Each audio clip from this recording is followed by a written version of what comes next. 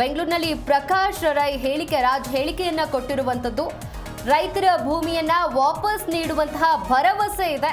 ರೈತರ ಗಾಯವನ್ನ ಕಡಿಮೆ ಮಾಡಿ ಹೆಚ್ಚು ಮಾಡಬೇಡಿ ಅಂತ ಸಭೆಯ ಬಳಿಕ ನಟ ಪ್ರಕಾಶ್ ರಾಜ್ ಹೇಳಿಕೆಯನ್ನ ಕೊಟ್ಟಿದ್ದಾರೆ. ಸರ್ಕಾರದಿಂದ ಸಕಾರಾತ್ಮಕ ಸ್ಪಂದನೆ ಕೂಡ ಸಿಕ್ಕಿದೆ. ನಾವೊಂದು ನಿರ್ಧಾರವನ್ನು ಮಾಡಿದ್ದೇವೆ.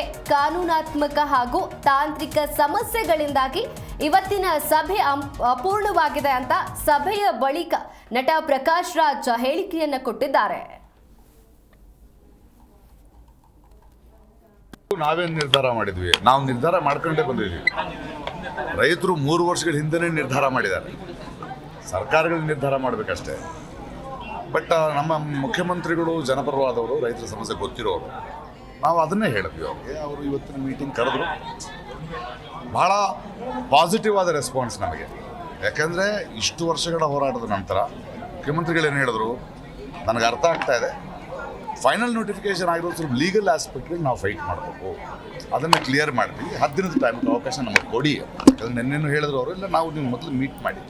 ಸೊ ನಾವು ರೈತರಿಗೆ ಏನು ಹೇಳಬೇಕು? ಯಾಕಂದರೆ ನಮಗೆ ಸಿದ್ದರಾಮಯ್ಯನವರಿಗೆ ಅಥವಾ ಈ ಸರ್ಕಾರಕ್ಕೆ ಹೇಳೋದೇನೆಂದರೆ, ಒಂದು ಗಾಯ ಇದರ ಮೊದಲನೇ ನೋಟಿಫಿಕೇಷನ್ನಲ್ಲಿ ಹಿಂದಿನ ಸರ್ಕಾರ ಮಾಡಿತ್ತು. ಆಗ ವಿರೋಧ ಪಕ್ಷದ ನಾಯಕರು ಈ ಗಾಯವನ್ನು ನಾನು ವಾಸಿ ಮಾಡ್ತೀನಿ ಅಂತ ಹೇಳಿದ್ರು. ಗಾಯನ ವಾಸಿ ಮಾಡ್ತೀನಿ ಅಂತ ಹೇಳಿದ್ ನೀವೇ ಗಾಯ ಮಾಡಿದ್ರೆ ಹೆಂಗೆ ಅನ್ನೋದೇ ನಮ್ಮ ನೋವು ಅಲ್ಲವೇ? ಇದು ಇವತ್ತು ಈ ಹೋರಾಟ ಮುಖ್ಯಮಂತ್ರಿಗಳಿಗಾಗಲಿ ಸರ್ಕಾರಕ್ಕೆ ಅರ್ಥ ಆಗಿದೆ, ಮಾಧ್ಯಮಕ್ಕೆ ಅರ್ಥ ಆಗಿದೆ. ಇದು ದೇವನಹಳ್ಳಿಯ ಹೋರಾಟವಾಗಿ ಉಳಿದಿಲ್ಲ, ರಾಜ್ಯದ ಹೋರಾಟವಾಗಿದೆ, ಇವಾಗ ರಾಷ್ಟ್ರದ ಹೋರಾಟವಾಗಿದೆ. ಬೇರೆ ಬೇರೆ ಸಂಘಟನೆಗಳು, ನಾವು ಡೆಲ್ಲಿಗೆ ಹೋಗಿದ್ವಿ, ಅಲ್ಲಿ ಸ್ಟ್ಯಾಂಡಿಂಗ್ ಕಮಿಟಿನಲ್ಲಿ ಮಾತಾಡಿದ್ವಿ. ಮೇಧಾ ಪಾಟ್ಕರ್ ಅಂಥವ್ರು, ಕಿಸಾನ್ ಮೋರ್ಚಾ ಅಂಥವ್ರು, ಬೇರೆ ಬೇರೆ ಸಂಘಟನೆಗಳು, ಎಲ್ಲರ ಬಲ ಬರ್ತಿರ್ಬೇಕಾದ್ರೆ ಅಂದರೆ ಎಲ್ಲರಿಗೂ ಅರ್ಥ ಆಗ್ತಾ ಇದೆ. ಅದು ಪರಿಸರವಾದಿಗಳಿರ್ಬೋದು, ಇವತ್ತು ಮುಖ್ಯಮಂತ್ರಿಗಳು ಮಾತಾಡಿದ ದೇವನೂರು ಮಾದೇವ್ ಅವರು ನನ್ನ ಜೊತೆ ಮಾತಾಡಿದ್ರು. ಅಂದರೆ ಎಲ್ಲರೂ ಮುಖ್ಯಮಂತ್ರಿಗಳಿಗೆ ಈ ವಿಷಯ ಹೇಳ್ತಾ ಇದ್ದೀವಿ. ಇದು ಕಾನೂನು ರೀತಿಯ ಯಾವುದೇ ರೀತಿಯಾದ ಇಕ್ಕಟ್ಟುಗಳು ಬರೋದಿಲ್ಲ. ಒಂದು 10 ದಿನ, ಒಂದು ಸರ್ಕಾರ ಅಂದರೆ ನಾವು 10 ದಿನದ ಡ್ಯೂ ಪ್ರಾಸೆಸ್ನಲ್ಲಿ ಅದು ಫೈನಲ್ ನೋಟಿಫಿಕೇಶನ್ ಆಗಿರೋದ್ರಿಂದ 10 ದಿನಗಳ ಕಾಲ ಅವಕಾಶ ಕೊಡೋದು ನಾವು ರೆಡಿ.